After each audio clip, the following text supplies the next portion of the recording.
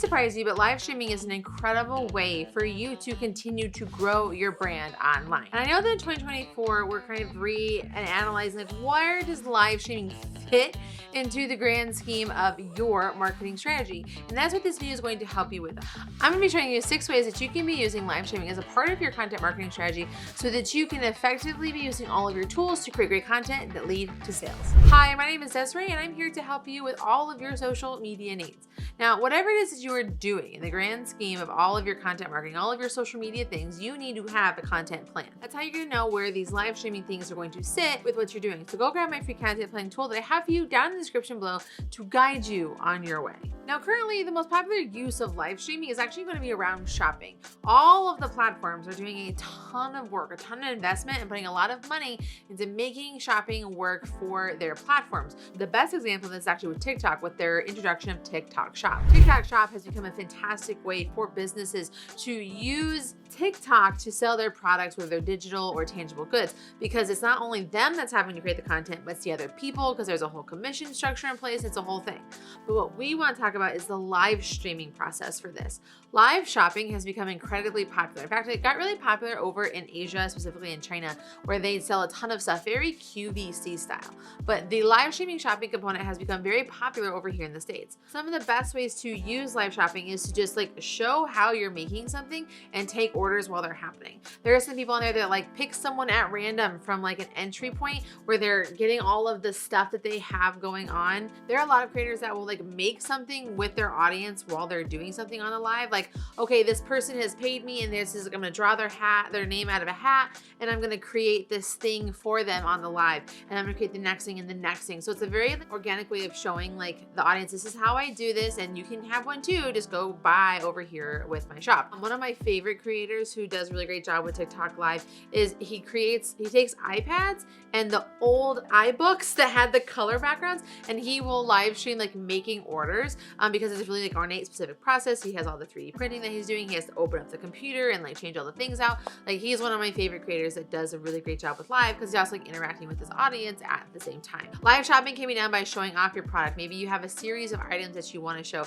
You want to demo how it works. Whatever it is, you want to make sure that you have a way for people to buy your item online while you're doing the live. That way they have the instant chance to order and you have the instant chance to make money. Next, we have events. Events are a great way to share your information with other people, bring people in. Live streaming is a wonderful way for you as a business to bring people together. But one of the things that can happen is those that are far away or have things that interfere like life happening and they can't come to your event, live streaming is a great solution to bring people in where they can consume. Because it's better to have them consume you and enjoy you and get all the content from you, even if they're not able to come in person. Whether you are doing a weekly, service, or whether you are doing a concert, there's all these different ways that you can be using live streaming to show it off. By offering a live option, allows for you to bring people into the event, whether they are on their phone or their computer or their TV, and enjoy what's going on. There are a lot of platforms and systems that are in place that allow for you to even charge a ticket price if you want, or like if you're a service or you're doing something for donations and attention, you can also have opportunities for people to have a way to give you money as well. My recommendation for you that if you are going to do a live event, you want to make sure that you are thinking about the things that make video good. You want to be able to see everything really well, and you also want to be able to hear everything very well. So you really got to consider like where you're going to put your cameras and where you're going to have things so that people can enjoy it in a real quality, authentic way online. Now, this is one of my favorite ways to use live streaming, and it is podcasting. Podcasting, I think, is one of the best ways to create a lot of content in a very simple amount of time. It doesn't require a lot of editing, and you can kind of ramble on about your thoughts and your things, and people are down for it. And while you might need to edit out things that don't make sense or gaps or interruptions, live streaming allows for you to really sit down and record that content and get it out to the masses. And when you record your podcast as a live stream, oh my gosh, the engagement and the interaction that can happen can be so astronomically amazing. You can set up your live stream, whether it's just a solo thing or whether you're gonna have interviews, and people can engage and talk and do all of the things that you're happening. And you get that live chatter that's happening to get more questions, more engagement, and more hype around it. And if you structure your live stream right, you can have a setup where you do the content creation part and then you do the crowd interaction part where you can answer questions and bring people in. I love podcasting as a part of live streaming because it's just a really easy way to get engagement and great content for your business. And if you want to talk about how you can do that, my favorite tool is actually the sponsor of our video, StreamYard. StreamYard is a tool that I've been using for over 5 years to create the vast majority of my video content, whether it is my podcast, whether I'm live streaming, whether I'm recording things for this YouTube channel. I love being able to have a studio in place that allows for me to have overlays, videos. I can put up on my cloud. I can invite people in. I can make it branded and look really nice. I can repurpose my content away from just this long form piece into clips or vertical video content for TikTok, Instagram, and other Reels platforms. I think that if you are looking for a really great tool to allow for you to do any of these 6 things, you're gonna wanna check out StreamYard as a way to do that very easily. Check it out for free with my link down in the description below. AMAs, or Ask Me Anythings, are live streams that allow for you to just talk with your audience and answer their questions. You can actually incorporate some of these other things that we have on this list as a part of the AMA, but it's really just you sitting down and answering questions for it. Some people that do a really great job with this is actually vidIQ.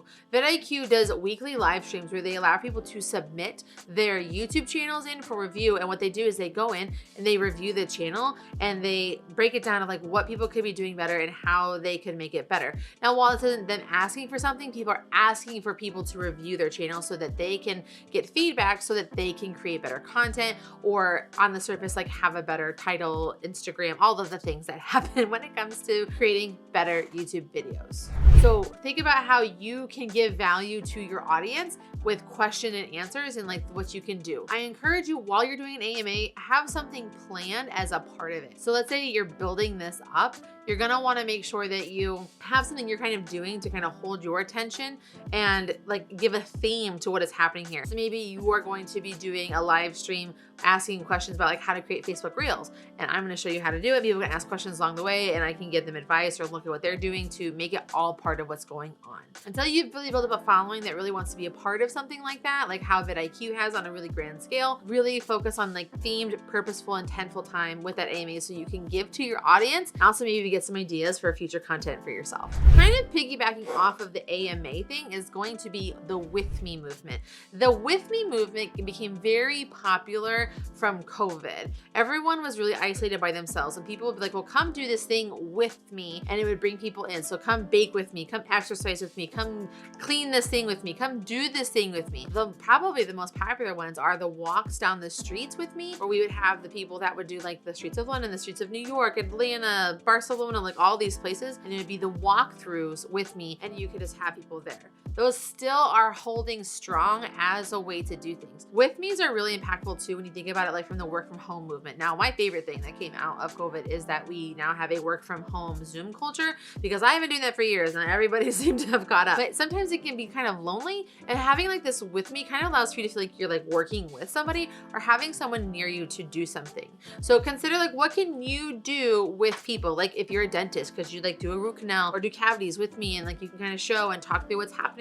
People can ask you questions and stuff. Maybe you want to clean something. Let's do this together. Do this with me, set my Christmas decorations. Like wherever you are, if you have an audience that wants to do things with you, encourage them to join in so that they can be a part of it. Give a little behind the scenes and deeper connection with your audience. I also really love live streams for product releases. If you have a big product that you're doing, or a big change, or a big thing that you're off, you have a real opportunity to really hype this up leading in, like a big announcement's coming, little sneak peeks, like blurry images of stuff, little like close-ups of like something really specific, hyping it up. This is what's happening. We're doing this change because of this, like really building it. And then doing a live product release is going to be a great way for you to get lots of engagement, because so many people are like, what are you doing? I don't want to miss out on this. And the FOMO for them would be so real. It's a great way to launch a product and also have an influx of sales around what you're trying to offer and or do. So by doing product releases, it allows for you to really connect with your audience around something that they might have actively been a part of, the change, the add-on, the interest of it as well. And when you can build hype around something and release something to the public altogether, it just allows for so much potential social viralness, social collaboration, and more. Now we're talking about live streaming. We want to be able to live stream to the right places in the right ways. I want to watch this video that I have for you right here, where I'm going to talk with you about how you can be using Instagram as a part of your live streaming strategy, especially because StreamYard lets you live stream from their platform.